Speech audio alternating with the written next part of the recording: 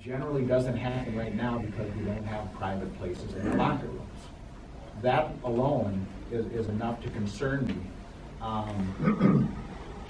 Because now there's things that can go sight unseen, that now it becomes hearsay as to what happened, and it puts us at more liability as a school district, having places like this that exist.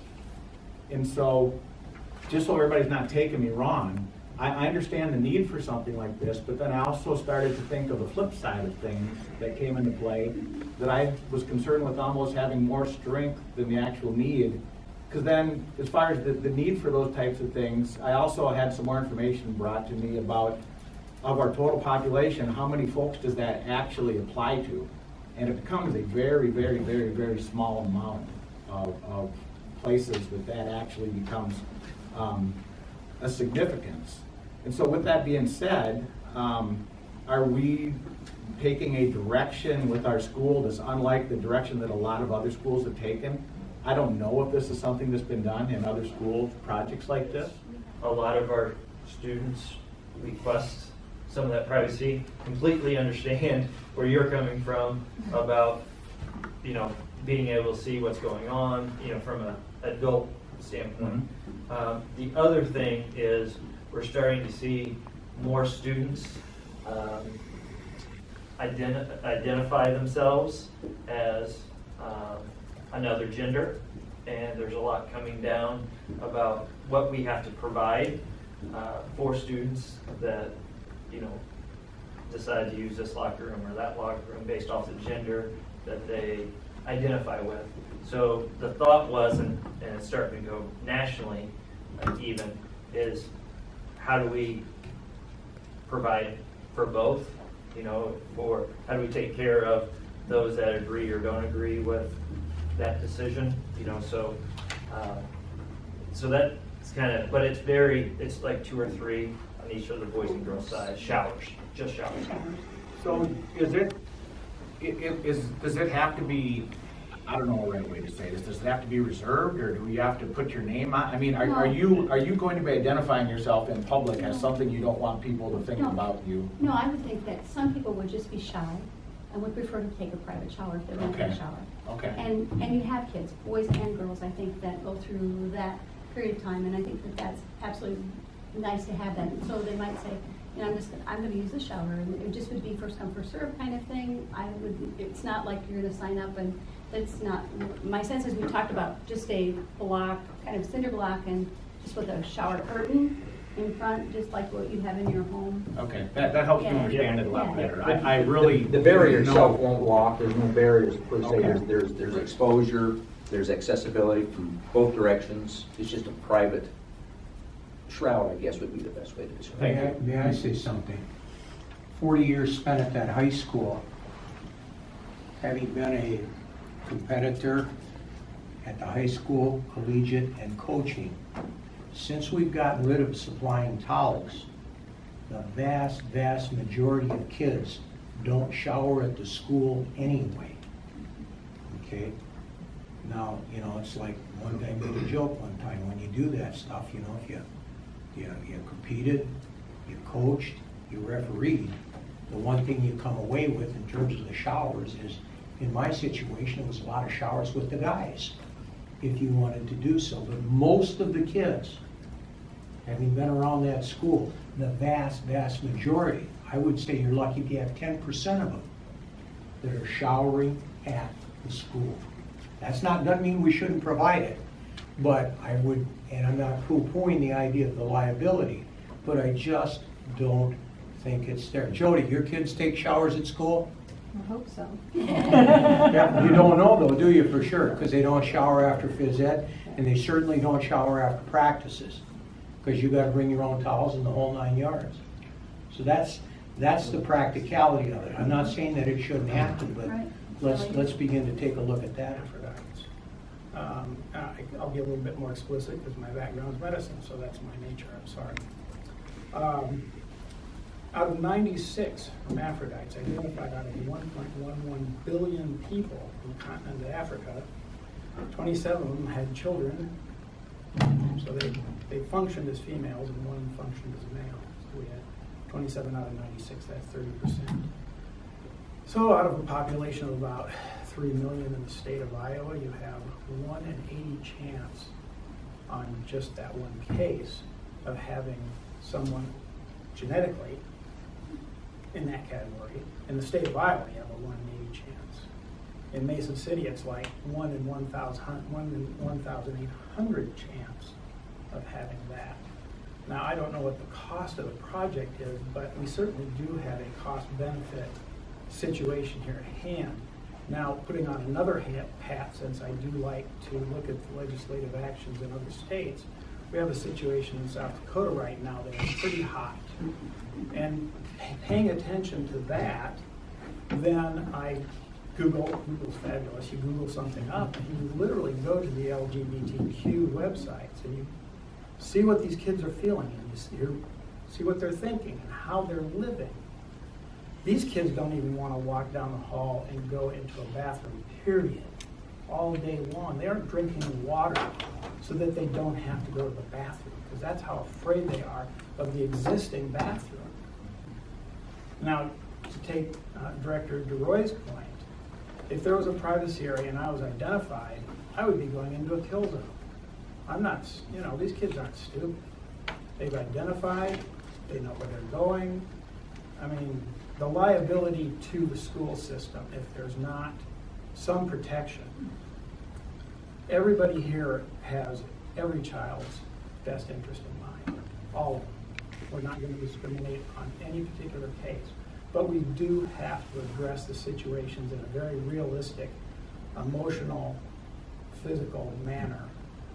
And I would just like to see this with a lot more consideration of what's really going to work.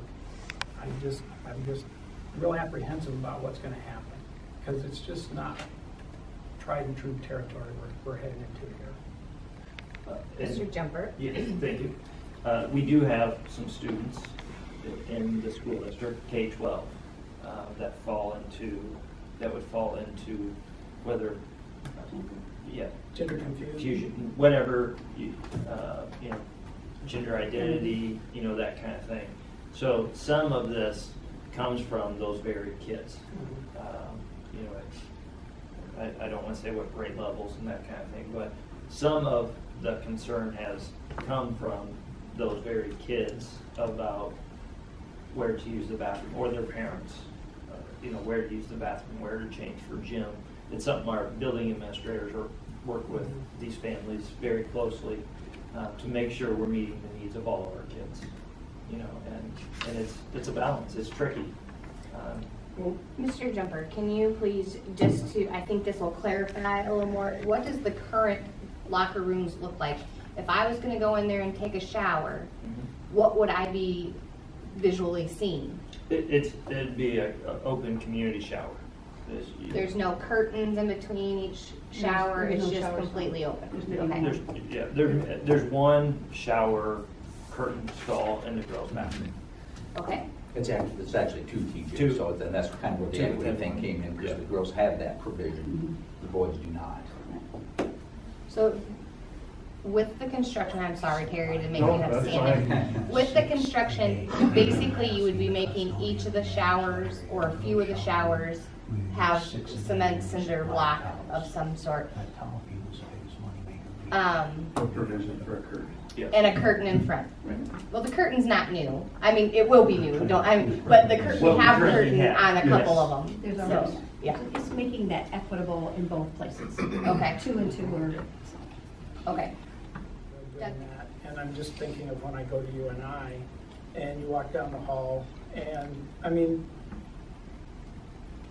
you can walk into a room and you can lock it. You go into a room, you lock it. Okay?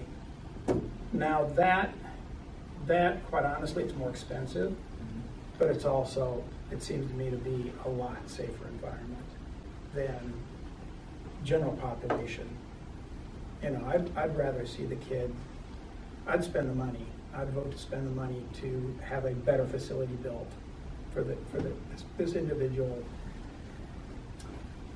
Needs better protections, needs better physical construction of an area for their protection and comfort. Dr. Washington, do you have something to say?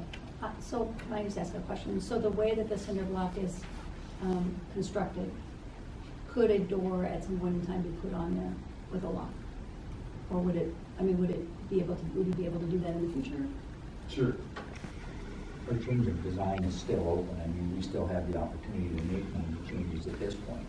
Yeah. That's okay. One of the best moneymakers we ever had at that high school years ago, and Matt, you can remember this, by the way, was the towel fee. And I just told my two colleagues here, that towel fee was such a moneymaker because I remember asking, Jerry Coling is who it was, he was running, and I said, how many towels a day do you pick up in the girls' locker room during a school day? He'd say the most is generally around 6.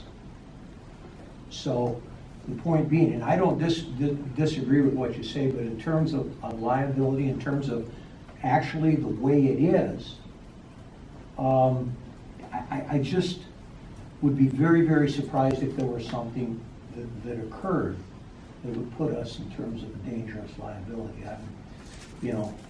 But I get, and I would agree with Director Campbell on this, that probably the best route to go is a door.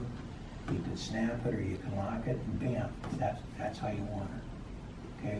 I'm just going by the design. Yeah, and I understand that fully, and I would go along with you.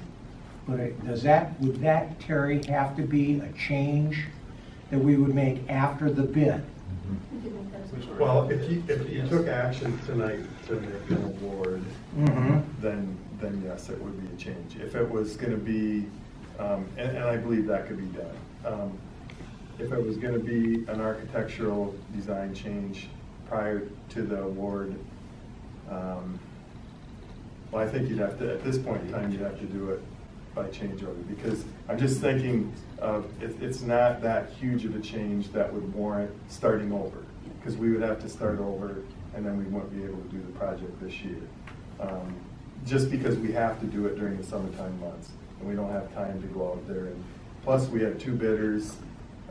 It's unlikely that we're going to get any more than 2 bidders again, and getting a better price or a competitive price now that the numbers are out there that might be difficult as well. So probably that would be the way to go, would be to do it by change order. But that's not a significant change. I think we need to get a little bit of input as far as just how secure or how private you'd like it to be, but basically it's taking cinder block walls and closing the open side. The piping schematics wouldn't change. I mean, all that would stay the same. Director Campbell? Ask the kids. Before we do a change order. Yeah, just ask the kids. Well, that's something I would ask the administration to take care of that part, and then even, I understand that at this moment in time, it affects a small fraction of kids, but, so maybe if we had just 1 or 2 of those showers instead of all 3 have locked doors, I mean, ask them. Bring it back to us, and then We'll tell you this